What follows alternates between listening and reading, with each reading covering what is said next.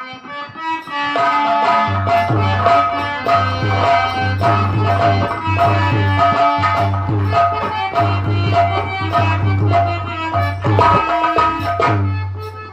बताऊं, आज मैं सपनों में देखी कि मेरा देवर आज मुझसे मिलने आ रहा है। चलती हुई अपने देवर का इंतजार करूंगी। यहीं पे बैठ के हो सकता है कि मेरा देवर आता ही होगा।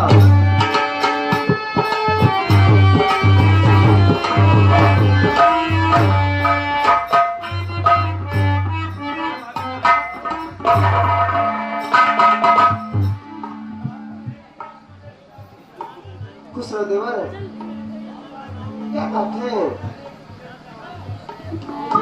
भाभी माँ, बोले ना।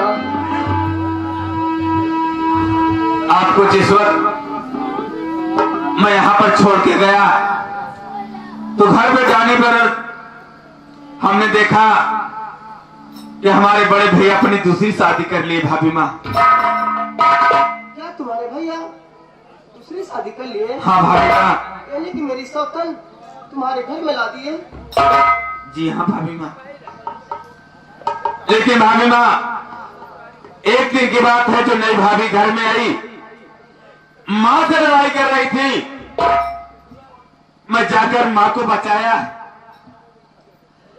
और उस भाभी ने मुझ पर एक घिनौना आरोप लगा के मुझे घर से निकलवा दिया। भाभी,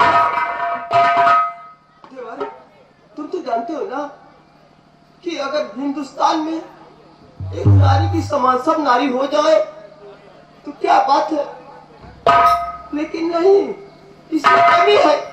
यह एक कमी है कि जो हिंदुस्तान पीछे है। देवर, भाभी माँ, लेकिन भाभी माँ, बड़ी खुशी की बात यह है कि मैं रवि की परीक्षा दिया था और परीक्षा उत्तीर्ण कर चुका हूँ। कल से मुझे कोर्ट में वकालत करने के लिए जाना है। भाभी माँ, देवर, तू तो मेरा सपना साकार कर दिया। देवर, तूने नहीं जानता कि तेरी भाभी ये आंगनबाड़ी में छोटे छोटे बच्चों को शिक्षा देने लगी है। ये तो बड़ी ही खुशी की बात है भाभी। बहुत ही पुण्य और परोपकार का काम है भाभी माँ। लेकिन आते वक्त मैंने पेपर में पढ़ा कि भैया और माँ को पुलिस उठा के ले गई। भाभी माँ, अरे देवर, तुम कैसी बात करते हो? तुम तो जानते हो ना, ये मीडिया वाले उल्टा सीधा छापते रहते हैं। तुम पेपर की बात कर रहे हो, पेपर में हरदम सच नहीं होता है, कभी कभी गलत भी हो जाता है। भाभी माँ, मैं सही बात कर रहा हूँ। भैया और माँ को पुलिस उठा के ले गई है। मैं आपसे विनती करूंगा, क्या हम और आप चलकर भैया का पता लगाएंगे और उन्हें छुड़ा कर लाएंगे। भाभी माँ, तू चिंता मत कर। अरे तो मेरे पति है और मेरी सासू माँ है, मैं तेरे साथ चलने के लिए तैयार हूँ। चलिए भाभी माँ, मैं कुछ कपड़े ले लूंगा क्योंकि कल से मुझे कोर्ट में वकालत करने के लिए जाना है। अरे भैया जल्दी करें, देर न करें, नहीं तो चालान वालान बना के जेल भेजते हैं। ठीक है छोटू, आओ चलते हैं हम लोग। चलो माँ।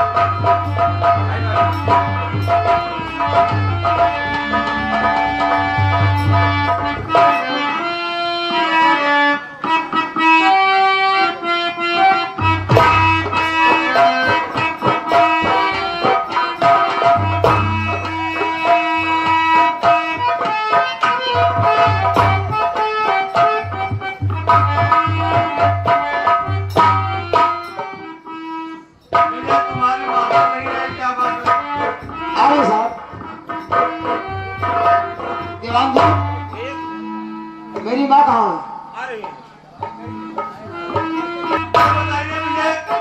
हाँ साहब। सुना होगी आपने, इसके पहले 2-3 शादियां और की है। जी साहब। सही बात है। हाँ साहब।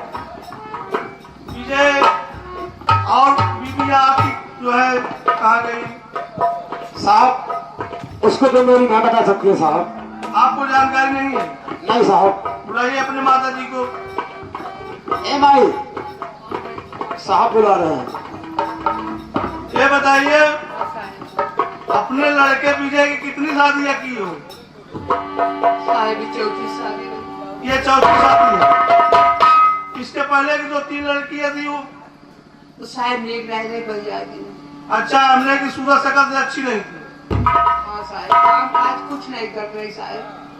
तो ये बताइए आपने उसको जो है भगा दिया। हाँ साहब और ये बहू आई गए आपकी दो छोड़ मर गई साहब।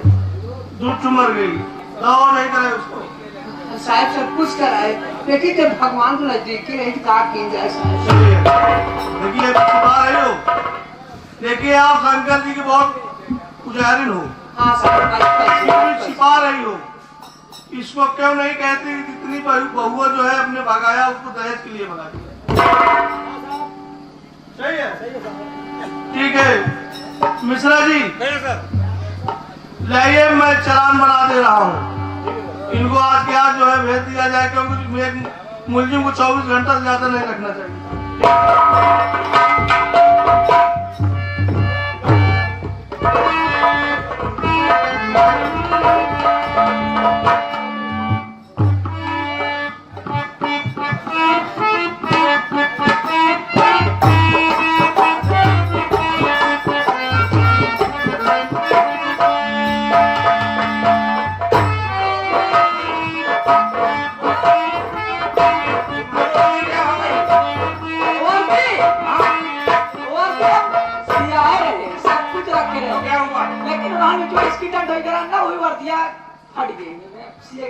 आता दूसरी ओर से सिया लेना। पैसा दे दे देखिए विजय भैया चलो जी साहब। देखिए काम तो बहुत गलत किए हो। हाँ साहब। जितना जो है जितना ज्यादा सजा दिया जाए उतना कम है क्योंकि जो मर्डर इस लड़की की हुआ है केवल दहेज के लिए हुआ।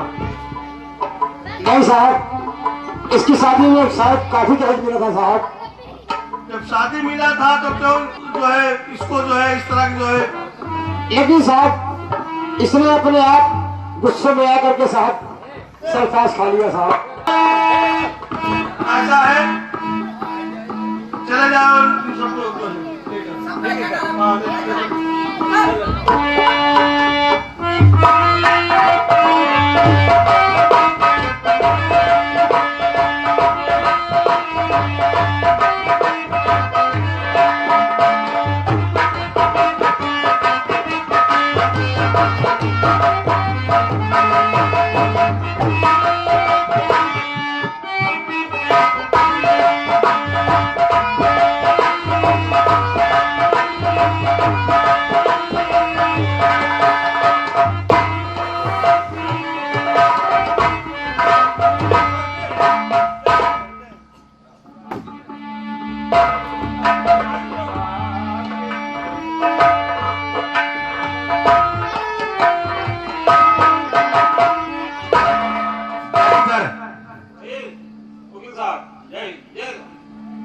जय हिंद। ये बताइए इंस्पेक्टर साहब हैं? हाँ है। थोड़ा उन्हें बुलाइए कुछ काम है। क्या काम है? अरे उनसे काम है तुमसे काम नहीं है।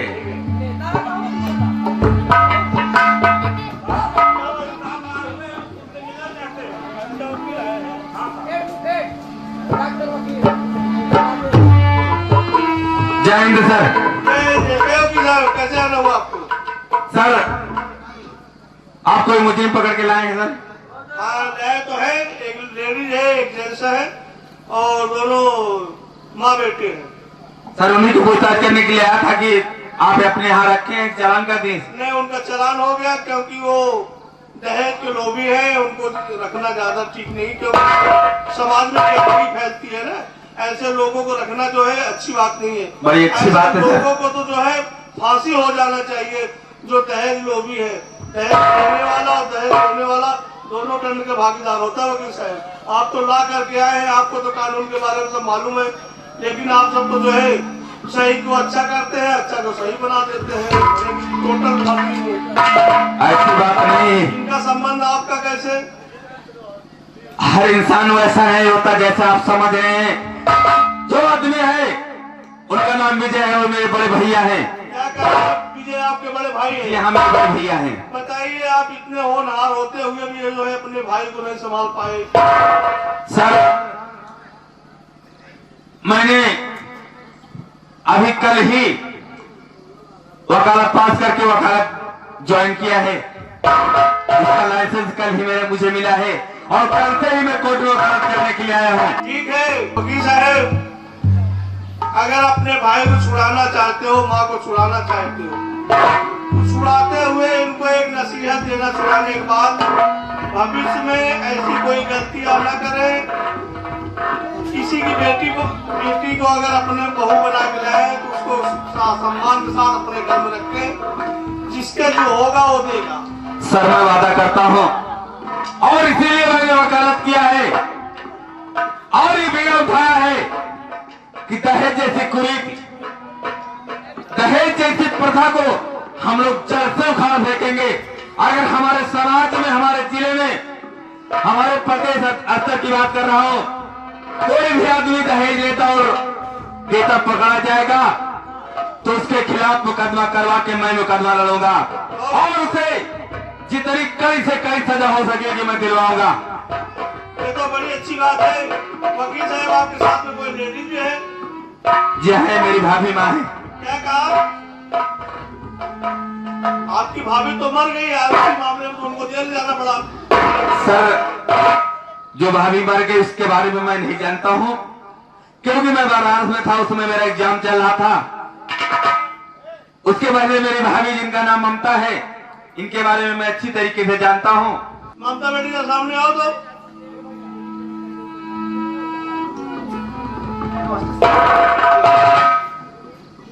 बताइए, इतनी सुशील लड़की, इतनी सुंदर लड़की, पढ़ी लिखी, इतना जो है संस्कारी लड़की, ये लोग दहेज की क्यों? बेटा तुमको क्यों भगाया गया, साफ साफ बताना। हाँ सर, अगर आप पूछ रहे हैं तो मैं जरूर बताऊंगी। सर क्या बताऊं, जब मेरी शादी इनके भैया के साथ तय हुई तो मेरे पिताजी एक स्कूटर, एक सोने की चेन, एक अंगूठी और 50,000 रुपया देने को कहे थे। बेटा रो, मैं तुम्हें रुलाने के लिए नहीं बुलाया हूँ। मैं जब मेरी शादी 5 दिन रह गई तो मेरे पिताजी के फैक्ट्री में आग लग गई और मेरे पिताजी एक पैसे के लिए मोहताज हो गए। आज तक पैसा नहीं दे पाए, इसीलिए मेरी सासू माँ और मेरे पति मुझे मेला दिखाने के बहाने मुझे ले जा रहे थे मंदिर पे शिवरात्रि के दिन और मेरे गले में फांसी लगा के मुझे जिंदा जला दिए। लेकिन मेरा देवर नहीं होता ना तो आज दुनिया में ये ममता नहीं होती सर। लेकिन पति पति होता है, पत्नी पत्नी होती है। बताइए बेटा, इतना तुम्हारे साथ सब कुछ होते हुए क्या आप अपने पति के साथ रहना चाहती हैं? हाँ। देखिए विजय, ये आपकी भाभी साथ साथ लक्ष्मी है। इसके साथ जो कुछ हुआ ये सब अपने परिवार को चाहती है। जी हाँ सर, ये तो मेरी भाभी माँ का बड़प्पन है। मैं अपनी भाभी को पहले से ही जानता हूँ कि मेरी भाभी कितनी अच्छी है। चल रहा हूँ, भैया को समझाऊंगा और समझा के भाभी को भाभी का हक दिलाऊंगा। साहब आप जाइए, 2 जमानतदार लेकर आप उनको जमानत से रिहा करवा लीजिए। ध्यान रखना चाहिए, हमारी बात को ध्यान रखिएगा, नशा में मत लीजिएगा। ठीक है सर, मैं चलता हूँ। प्रथा के जड़ से समाज से निकाल दीजिए, क्योंकि दहेज ये समझ लीजिए कि समाज का कलंक है। इतनी इतनी बेटियां जलाई जा रही हैं, दहेज के लिए मारी जा रही हैं, काटी जा रही हैं, ये बंद होना चाहिए। वकील साहब, आप उससे वादा करिए, हमारे पास समय है, हमको और भी काम देखना है। मैं वादा करता हूँ सर, आप जो कह रहे हैं मुझे पहले से मालूम है, इसीलिए मैंने वकालत किया है सर। ठीक है, आप देखिए। चलिए भाई। मिश्रा जी, मैं आपको एक चीज बता देना चाहता हूँ। अरे सर। इस प्रकार का कोई भी वारदात होता है जी। हल्के में, तो आप उसको संज्ञान में रखते हुए मेरे पास तक उसको जो है इतना देते रहिएगा। ठीक है सर, ठीक है सर। दहेज लोभियों को मैं एक एक को घेर घेर के खूबसूरती जो है सिंचाई करूंगा। ठीक है, ठीक है सर, चलिए।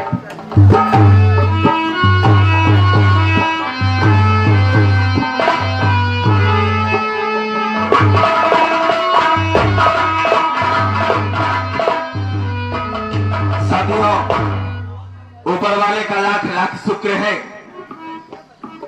कि मेरे भैया और मेरी मां का बिल मंजूर हो गया और मेरे भैया मेरी मां छूट भी गए हैं। और मैं देख रहा हूं कि भैया जेल से भी छूट गए और सर झुकाए खड़े हैं। भैया बात क्या है? क्या अब भी मुझमें आपको गलती नजर आती है भैया? नहीं अजय, गलत तो मैं हूँ कि किस नेता के कहने से तुम्हें मैंने घर से गोली मार के भगा दिया और तुम्हारे ऊपर झूठा आरोप लगाई और वही लेखा मुझे जेल तक भिजवा दिया। मेरे भाई, मैं खुद शर्मिंदा हूँ। भैया मैं आपको पहले भी बता रहा था कि औरत के अनेकों रूप होते हैं भैया।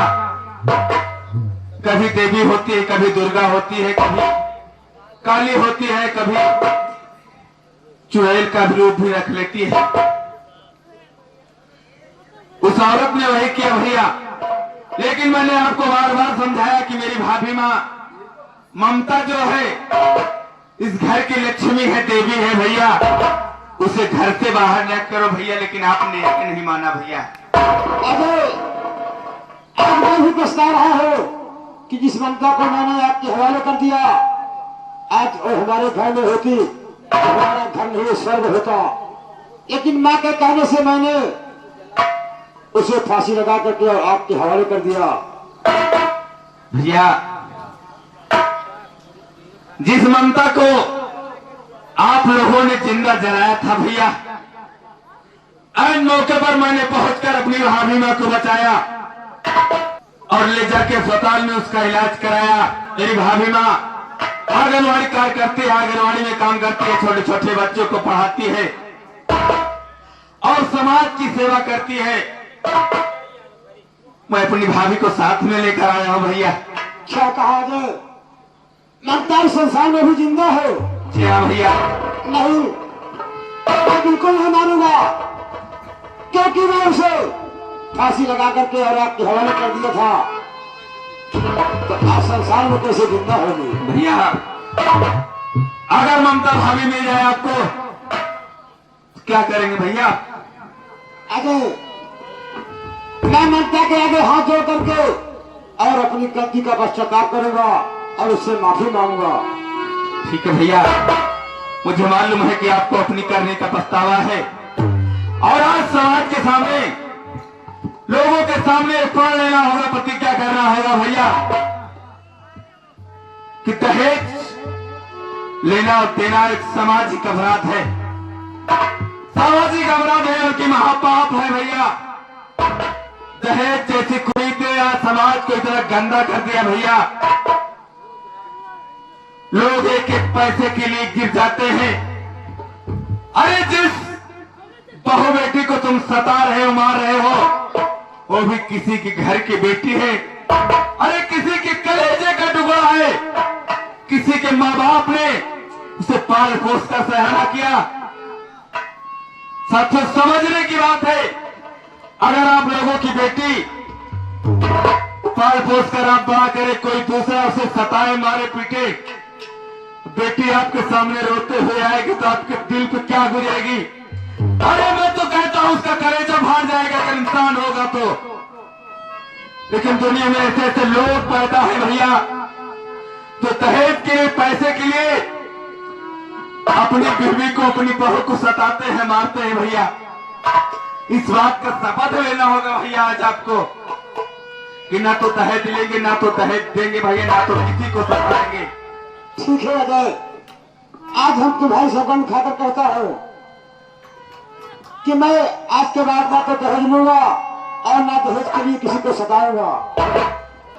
भैया तुम्हारी भाभी कहाँ है? मैं जान रहा हूँ कि आप बहुत उत्सुक है भैया। भाभी माँ,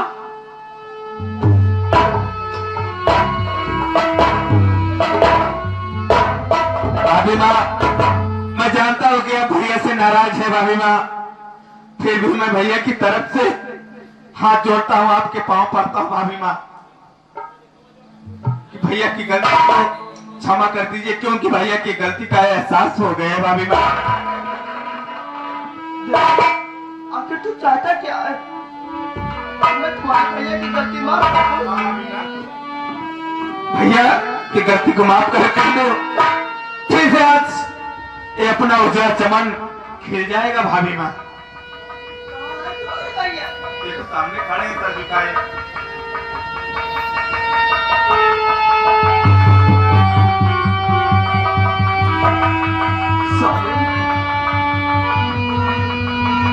हाँ ममता,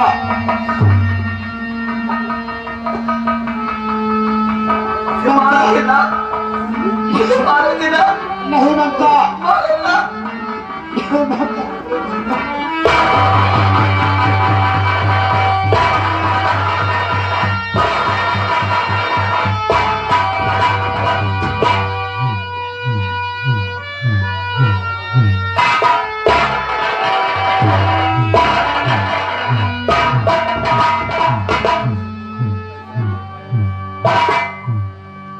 ममता, मैं तुम्हें पहचान नहीं पाया कि तुम ममता नहीं हो, देवी हो। ये सब मैं के कहने से हुआ, लेकिन मैं तुमसे हाथ जोड़ूंगा कि जैसे तुमने मुझे अपना लिया, ऐसे आज अपनी सासू माँ को भी अपने गले से लगा करके सारी गलतियों को माफ कर दो। ए माँ,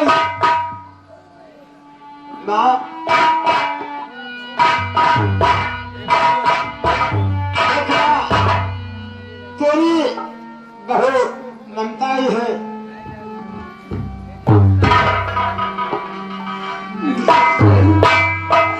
मैं अपने बहू के पास कैसे जाऊं?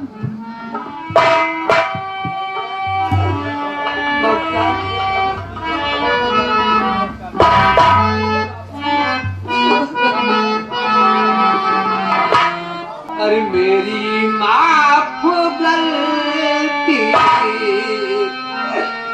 करो प्यारी,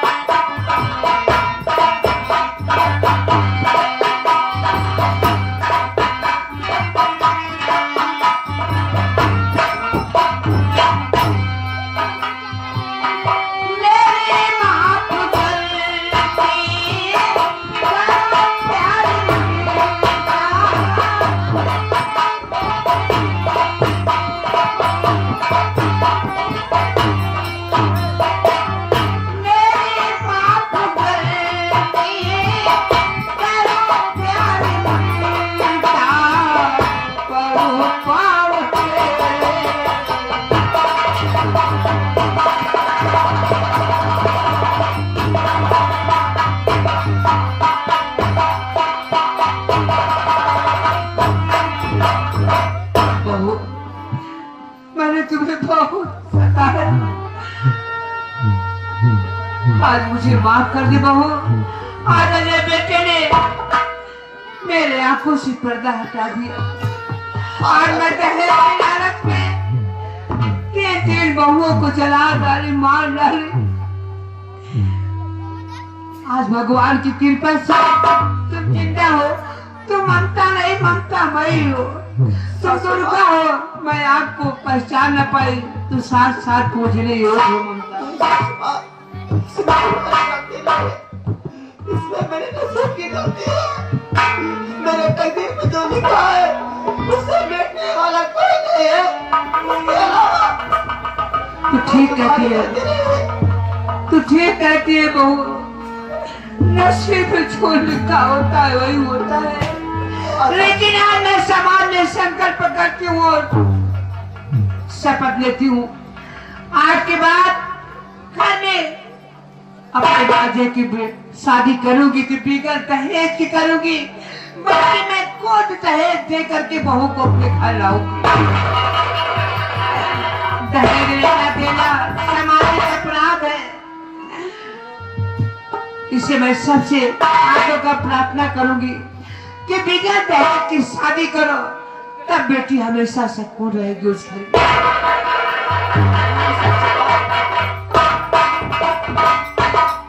अजय, इधर आओ। क्या बात है भैया?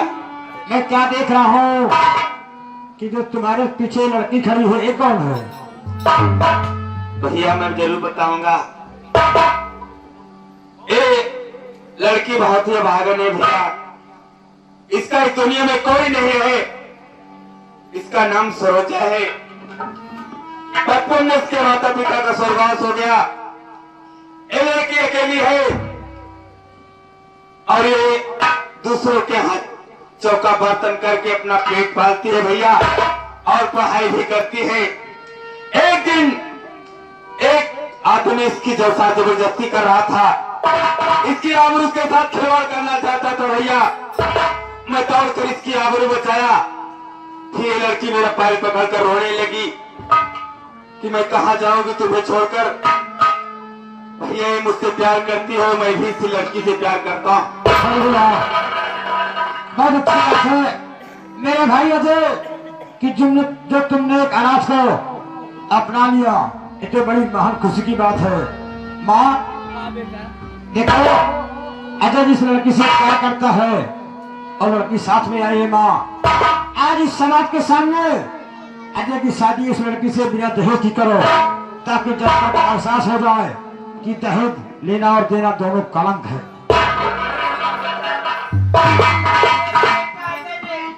हाँ माँ, ये बेसहारा को सहारा दिया है। मेरे लाल तूने बड़ा अच्छा काम किया। हर बेटे को ऐसे ही काम करना चाहिए। क्या नाम बताया?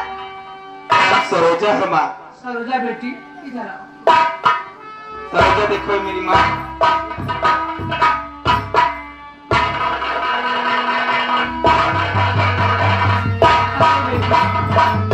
तेरे और ममता के लिए वहाँ नहीं, मेरे दिल के अंदर जगह है।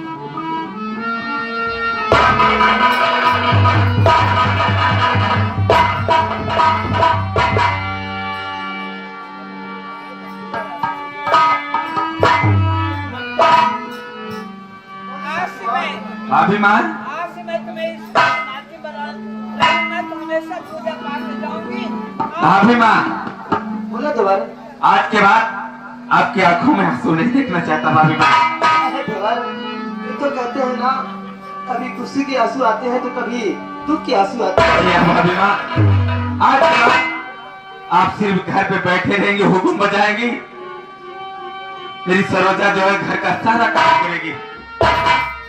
छोटी सी बातों को ममता बोले माँ। अपने देवर और देवानी का हाथ मिला दे मेरे सामने। सरोजा, तुम तो जानती हो ना कि मेरा देवर, तू क्या जानेगी, मैं जानूंगी कि मेरा देवर कैसे पढ़ लिख कर आज वकालत लगा है। लेकिन अगर प्यार करना तो वास्तव में निभाना। जान से ज्यादा प्यार हाँ।